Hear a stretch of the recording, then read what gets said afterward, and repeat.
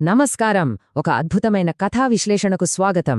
ఈరోజు మనం మాట్లాడుకోబోయే కథ పేరు ది ఎన్చాంటెడ్ స్కార్పియన్స్, అంటే మాయాతేళ్లు. ఇది కేవలం ఒక కథలా అనిపించినా ఇందులో దాగి ఉన్న నిజాయితీ, దయ మరియు ఓపిక గురించిన పాఠాలు చాలా గొప్పవి. మన కళ్ల ముందే ఒక పెద్ద నిధి ఉన్నా అది మనకు ఎందుకు కనిపించదు? అసలు ఈ మాయాతేళ్ల కథేంటి? రండి, ఏమాత్రం ఆలస్యం చేయకుండా ఈ అద్భుతమైన కథలోకి వెళ్ళిపోదాం. నిజానికి దుమ్ము బూచుపట్టిన ఒక పాత స్టోర్ రూమ్ చూస్తే ఎవరికైనా చిరాకొస్తుంది కదా. కాని పిల్లల ఊహలోకం అలా ఉండదు. ఆ పాత చెక్కపెట్టెలో ఏముందంటే బంగారు నాణేలు, వెండి నాణేలు, కోడిగుడ్లంత పెద్ద రత్నాలు ఉన్నాయని వాళ్లు ఊహించుకుంటారు. ఈ పసిపిల్లల అద్భుతమైన ఊహశక్తే మన ఈ మాయాకథకు అసలైన పునాది. ఈ ఊహల ప్రపంచం నుంచి కాస్త బయటకొచ్చి సిద్ధార్థ్ అనే ఒక సాధారణ యువకుడి జీవితంలోకి అడుగుపెడదాం. మన దైనందిన జీవితంలో, అంటే ఈ మామూలు ప్రపంచంలో ఒక మాయానిధి ఎలా దాగి ఉందో ఈ కథ మనకు చాలా ఆసక్తికరంగా చూపిస్తుంది. మొదటి భాగం ద డస్టీ స్టోర్ రూమ్, దుమ్ము పట్టిన గది. సిద్ధార్థ్ చాలా మంచి మనసున్న ఒక యువ వ్యాపారి. పని వెతుక్కుంటూ ఒక కొత్త ఊరికొస్తాడు. అక్కడి ప్రజల మంచితనం చూసి జీవితాంతం అక్కడే స్థిరపడాలని నిర్ణయించుకుంటాడు. సరిగ్గా ఇక్కడే మన కథ ఊహించని మలుపు తిరుగుతుంది. కొత్త ఊరికి వచ్చిన సిద్ధార్థ్ ఉదయ్ అనే ఒక పేదవాడిని కలుస్తాడు.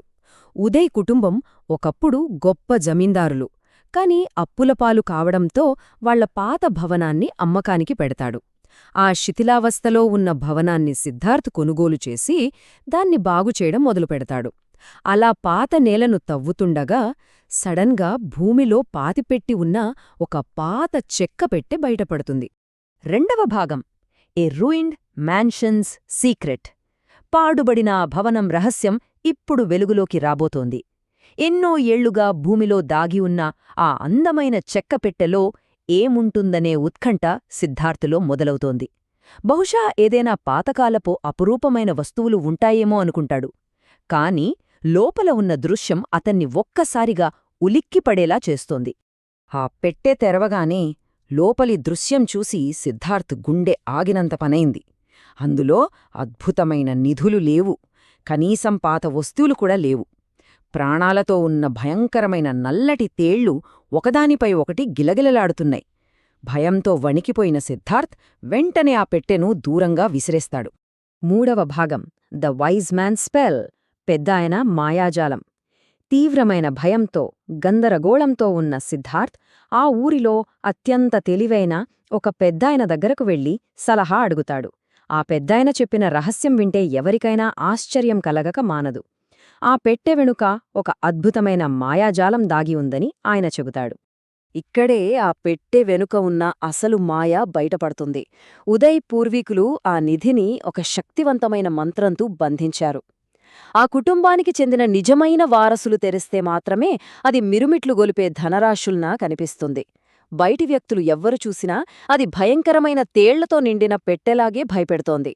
ఆస్తిపరుల చేతికి వెళ్లకుండా పూర్వీకులు ఏర్పాటు చేసిన అద్భుతమైన రక్షణ కవచమిది. నాలుగవ భాగం ది స్కార్పియన్ షాప్. ఈ నిజం తెలుసుకున్న సిద్ధార్థ గుండె బరువెక్కుతుంది. ఉదయ్ తన ఇంటిని వదిలి వెళ్లేటప్పుడు కంటతడి పెట్టిన దృశ్యం అతనికి గుర్తొస్తుంది. పాపం, ఆ నిధి గురించి ఉదయ్కి తెలిసి ఉంటే అతను తన పూర్వీకుల ఇంటిని అసలు అమ్ముకునేవాడే కాదు కదా అని బాధపడతాడు. అప్పుడే సిద్ధార్థ్ ఒక గొప్ప నిర్ణయం తీసుకుంటాడు. ఆ నిధిని ఉదయ్ కుటుంబానికి చెందిన నిజమైన వారసుడికి ఎలాగైనా అప్పగించాలని బాధ్యత తీసుకుంటాడు. అయితే ఆ వారసుణ్ణి కనుక్కోవడానికి సిద్ధార్థ్ ఒక వింతైన, కొంచెం సాహసోపేతమైన ప్లాన్ వేస్తాడు. దుకాణానికి వచ్చే కస్టమర్లు భయపడి పారిపోతారని తెలిసినా సరే ఆ పెట్టెలో నుండి 4 తేళ్లను తీసి తన దుకాణం 4 మూలల్లో వేలాడదీస్తాడు. నిజమైన వారసుడు వస్తే ఆ తేళ్లను చూసి వెంటనే బంగారు నాణేల్ని గుర్తుపడతాడనేది అతని ఏకైక ఆశ. ఎంత నిస్వార్థమైన ఆలోచన చూడండి. అలా కాలచక్రం తిరుగుతూ దశాబ్దాలు గడిచిపోయాయి. ఆ యువ వ్యాపారి ఇప్పుడు మధ్యవయస్కుడైన ఒక తండ్రిగా మారాడు. ఊరి జనాలు అతన్ని స్కార్పియన్ షాప్ ఓనర్ అంటూ వెక్కిరించినా, ఎగతాళి చేసినా అతను ఏమాత్రం పట్టించుకోలేదు.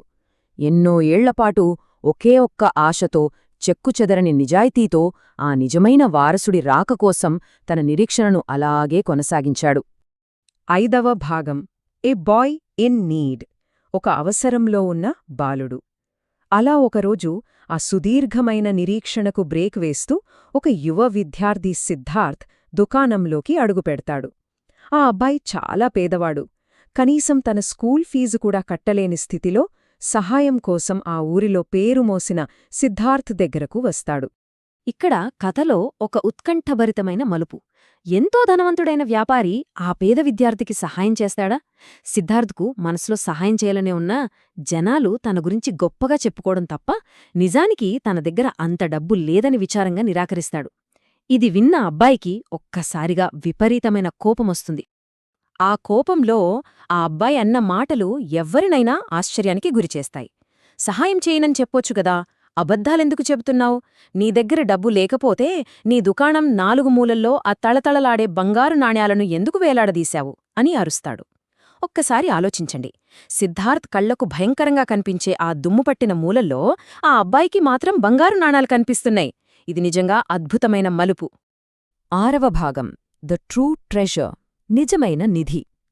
ఆ మాటలు వినగానే సిద్ధార్థ ఆశ్చర్యానికి అవధులులేవు. అతని కళ్ళు ఉత్సాహంతో పెద్దవయ్యాయి. దశాబ్దాలుగా తను ఏ క్షణం కోసం ఎదురుచూస్తున్నాడో ఆ క్షణం రానే వచ్చిందని అతనికి అర్థమైంది.